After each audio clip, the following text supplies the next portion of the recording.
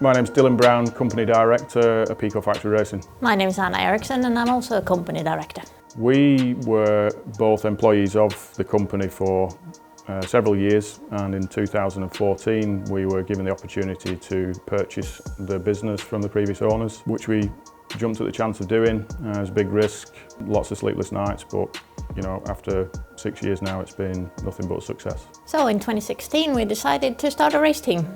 We started out with Stephen Clark and Brian McKenzie and young Jack Lindsay, who is back with us now this year. I'm Jack Lindsay, I'm 16 years old, I'm from Wolverhampton and I'm running an FC 250 for Apico Husqvarna.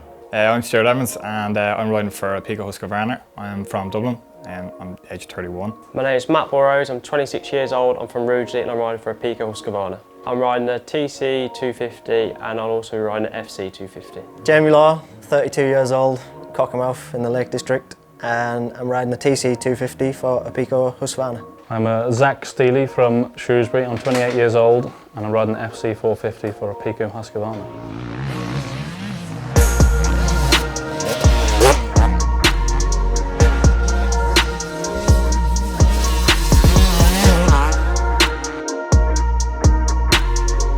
I've been riding for Apico for 3 years now officially. They brought me into the family a good few years ago.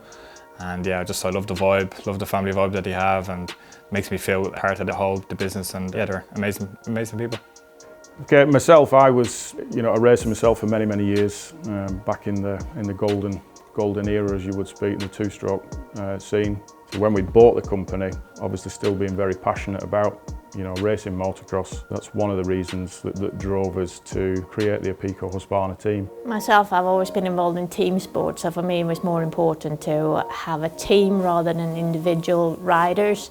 Of course, we always sponsor individual riders as well, but to have our own team gives more emphasis on that family feeling, getting together at the weekend, pack up on a Friday, go racing, and come back on the Sunday, pack up, clean up on Monday and do the same thing the next weekend. I got supported from Apico in 2009 and I've always been with the company. I started riding for them 2018. Still here now, it's like a family to me now. So I've been with Apico for years. I'm not exactly sure how many, it's been that many. It's a friendly atmosphere. I love going to the racing. We all get together on a Saturday night and have a bit of a family meal. The vibe's good, and if you're happy, you go faster.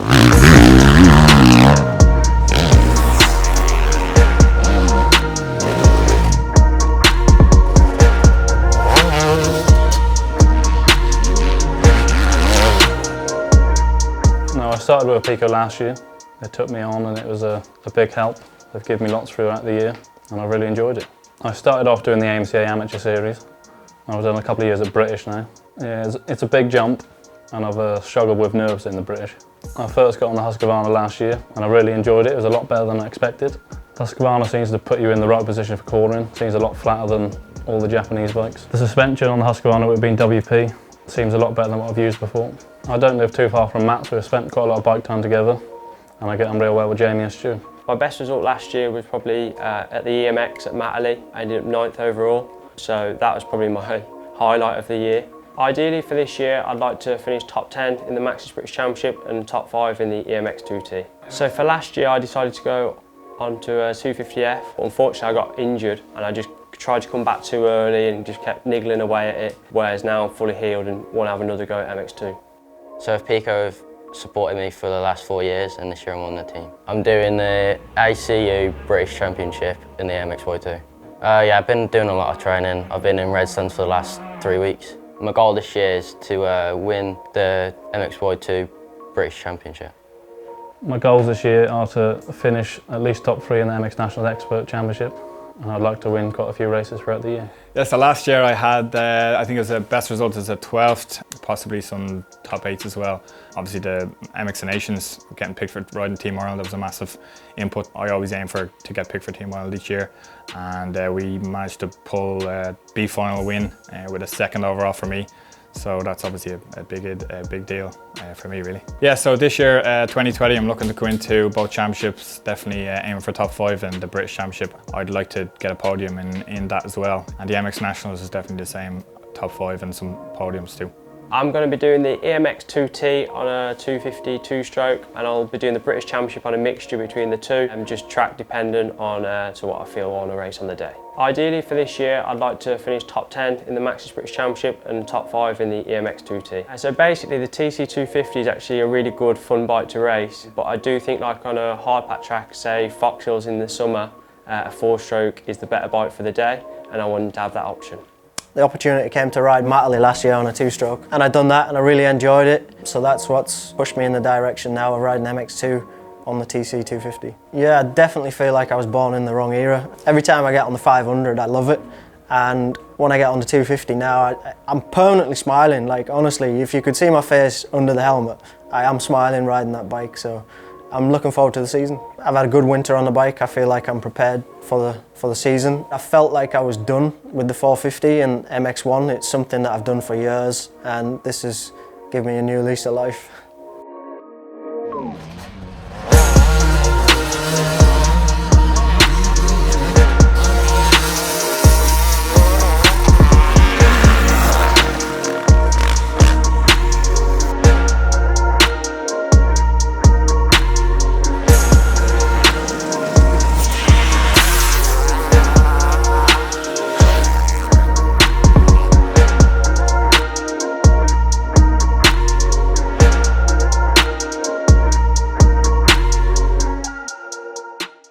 What we do with Apico Husqvarna is not necessarily results driven. It does come from the heart. We are passionate about what we do. Yes, it's nice to get results, and I'm hoping that 2020, with the extra support that we've got from Husqvarna Motorcycles UK, that we can give the guys on track the best equipment they need to go and do the best job they can. And it's as simple as that for us.